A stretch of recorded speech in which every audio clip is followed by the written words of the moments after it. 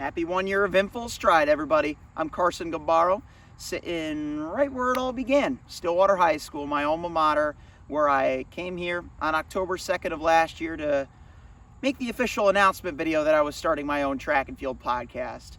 And a lot has happened in that year since, and I kind of just wanted to talk about it today for you guys. So this is going to be our 18th episode. I hope you guys have enjoyed the first 17. If this is your first time here, be sure to leave a like and subscribe. Always helps support the channel and the algorithm and the show moving forward. But I think one of the ironic things that sticks with me about that announcement episode that I've learned is to never do episodes on bleachers. Why? Well, when I did my announcement video on the bleachers, I did a walk-in like I just did there. I sat down and it just so happened to be a windy day. Now, I could have probably afforded to do an episode on the bleachers today since it's not windy, but at the same time, the camera was just a little spazzy, and that's not exactly easy on the eye. And so I'm kind of glad that by doing that announcement video, by ripping that Band-Aid off, that I got to learn things like that quickly, and who would have known the things that I would have learned since about podcasting. For anybody out there that's ever done their own podcast, tried their own podcast, and whether or not it's worked, you can probably relate to a lot of the things that I'm going to discuss in this video. So yeah, let's just dive right into it. Now, keep in mind that I had actually done some work for this show before October 2nd of last year, so I think that just goes to show the preparation that goes into it. No matter what kind of angle you're trying to take, right? I've chosen to do a video podcast. I've chosen to do a 3-camera setup that allows you to not only see me and my guest talking at the same time, but close-up angles of me and my guest when we're talking to each other for greater visual impact. Other people may choose to just do a 1-camera setup. Other people may choose to do a remote setup where you just hit a record, maybe do a little bit of graphic formatting on the side, etc., etc. There's so many different ways that you can format a podcast. You don't even have to use video. You can just use Spotify, Apple Podcasts. Those are more than affordable platforms and acceptable platforms for podcasting.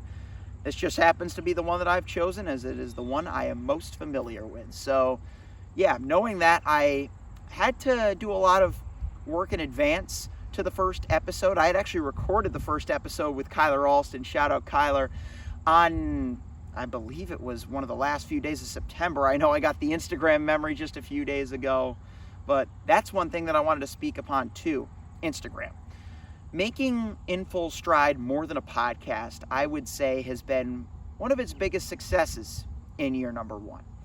Because, let's face it, episodes with my preferred style and my preferred methodology are not easy to crank out every week, because let's face it, life is there around every corner. You've got to keep your priorities in a row, keep your ducks in a row, as they say.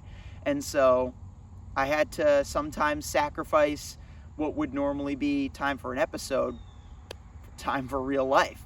You know, I'm a musician one day, I'm announcing a track meet another day, I'm prepping for a track meet the third day, and some days I'm doing all 3 in one, and other days I'm doing none of the above. And those might as well be the days where I don't have the energy to do anything besides maybe go for an easy run or hit a workout, whatever. But I think ultimately, just with Instagram as a side piece to this podcast, not just the episodes itself, right? I've got those short form reels where, you know, you can collab with the athletes, get to see some of the most impactful parts of the episode and some of their biggest selling points for wanting to do great, or maybe a funny memory like that silly Nationals clip that I shared with Gabby Bozeth, who is just one of the many guests that I feel exemplifies what I envision for this show. Just people getting to come on here and share their unapologetic personality, like Gabby did when she was in the SMR on the cut-in, right? It's just crazy because you get in those unfamiliar situations in the sport and you have no idea what's happening, but you just respond the only way you know how, and that just so happens to be the rightest way possible. Shout out to you as well, Gabby, and shout out to all of my beloved guests for having been a part of this show, my guest hosts, Darren Pasick, Otman Karoum, Taylor Macetta, and counting. I'd love to have more guest hosts, if not return guest hosts, return guests.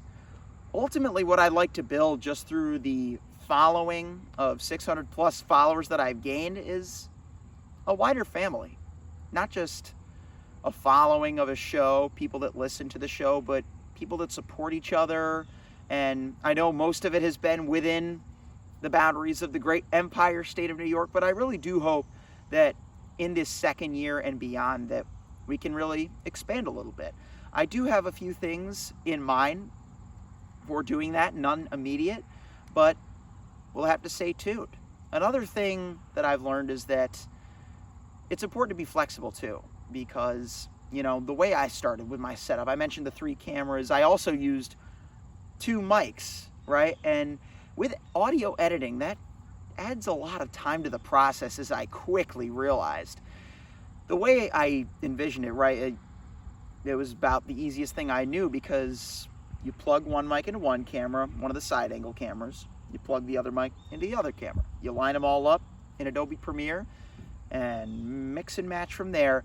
But really, it's more ideal to have one audio channel. And that's why I've gone a lot more recently with the dual lavalier mic system. I've got a little splitter that I could plug into my phone, which I'm recording with now, and just put one of these lavs on my guest. Now, the difficult thing might be if we're speaking at the same time. See, I would always put one audio channel on the left a little bit and other audio channel with a little greater emphasis on the right. So there would be a cool like headphone balance. But I think what I've also realized is that as great as that is and can add to the episode, sometimes you don't have to worry about making everything perfect in order to have a good episode. Because there are many times where I'll just like think about, oh man, I gotta say all the right things. I've gotta think of those specific questions and just hit the nail on the head so I can get the most groundbreaking reel, so that I can blow up, so that this podcast can make it big. But people have had such great feedback and support for it, regardless of whether or not that has actually happened. I've had a few pretty solid clips on social media. Shout out Ryan Buskey for that 7-foot clip where he basically announced his arrival before going on to win states indoors and outdoors, and then nationals indoors. I mean, a lot of our guests have really just been crushing it ever since they came on the show. And even those that haven't, I think just, again, the support system, the family aspect. It doesn't really matter how far this sport takes you. It changes you. And that is the real theming that I want to use this show to do. And you don't need a whole lot of fancy editing to do that. You just need a good conversation. And that's another point. I probably use that segue a lot, but there are just so many things that I'd want to ramble on about here, because that's just what this episode is. But this particular point that I wanted to cover about podcasting, because a lot of people unfamiliar with it are like, oh, what questions are you going to ask me in this interview? And that's completely understandable as to why they would ask that. They want to be prepared. They're thinking the same thing as me, that they want to say all the right things.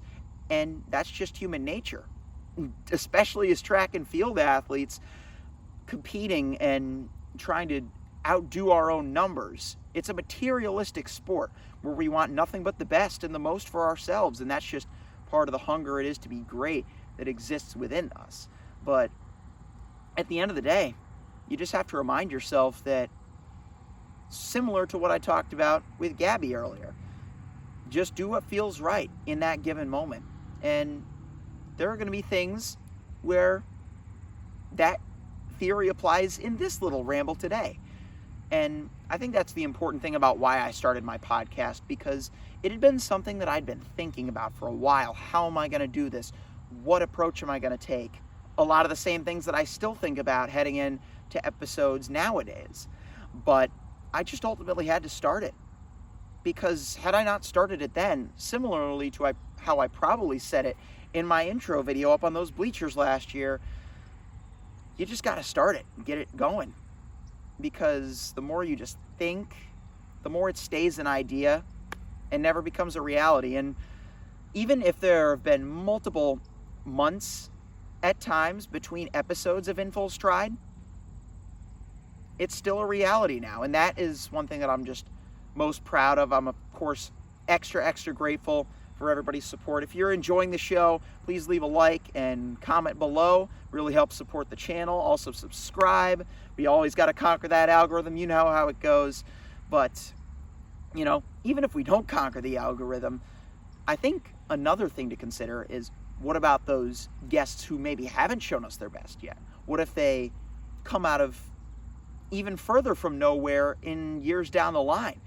People may start looking up their names and discover, hey, they did a podcast 2-3 years ago? Man, they've been around for a while. Where have I been? And that just helps make people that aren't in our current circle members of our circle. It's, of course, an open fan club as far as I'm concerned, but just fans of the athletes too. And yeah, that's just my biggest hope. Would I say that I've grown the sport by starting this podcast?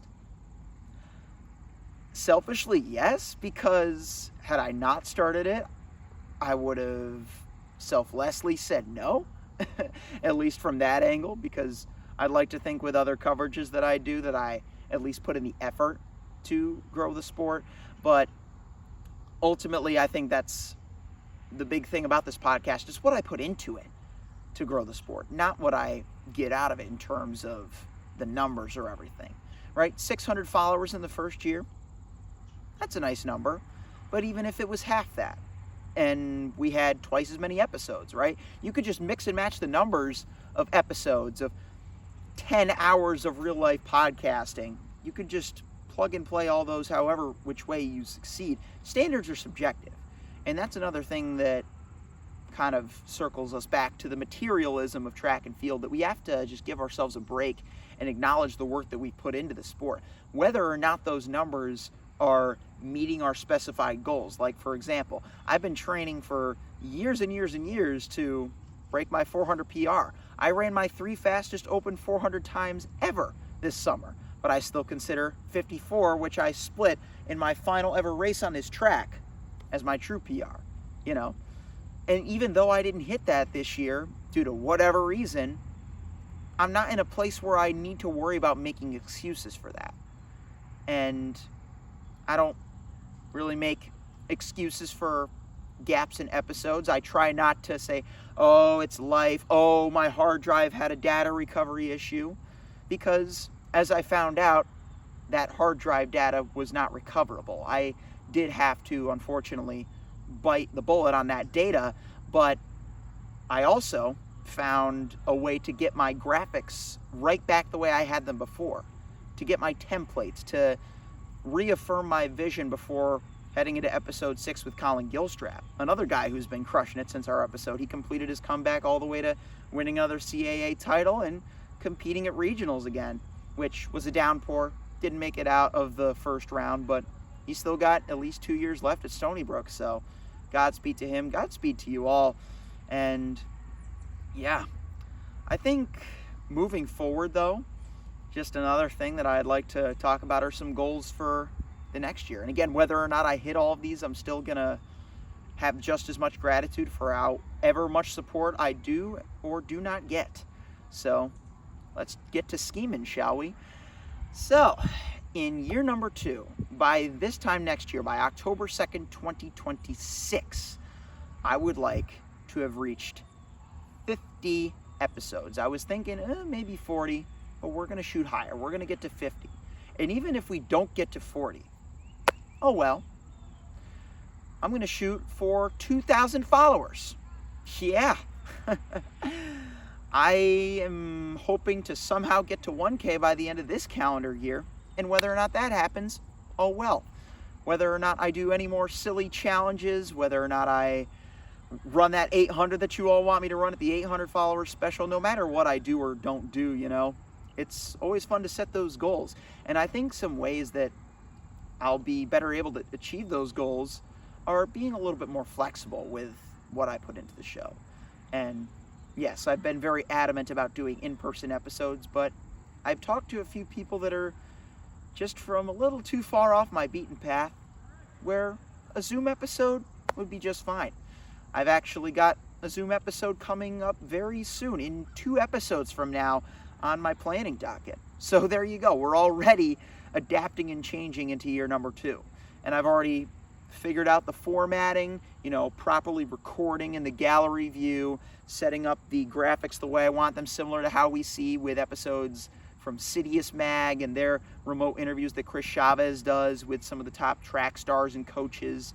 And so, even if I'm afraid that I'm doing things like other people, which is always one thing that I'm self-conscious about. I don't want to do what anybody else has already done. That's basically the main reason that I almost never travel, is because whenever my family wants to travel, like for example, my mother will say, let's go on vacation to Florida, let's go to Myrtle Beach, let's go to some coastal place that people have gone. That just isn't alluring to me, if I'm being quite honest. Not that the places aren't great, because they are. They're beautiful from what I've seen in Florida and heard from the other places.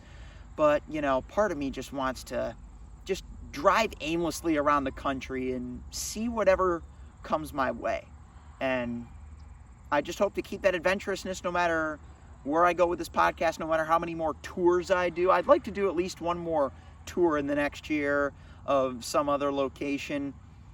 Probably going to be within New York State's borders, unless I maybe get some episodes from some work sites that I do. I sure hope that I will have some more opportunities to cover some meets out of state. I'm not going to mention anywhere specific until that is guaranteed, but perhaps from one of those sites I could contact somebody I know that's nearby and say, hey, you want to come on In Full Stride? You want to be my latest guest?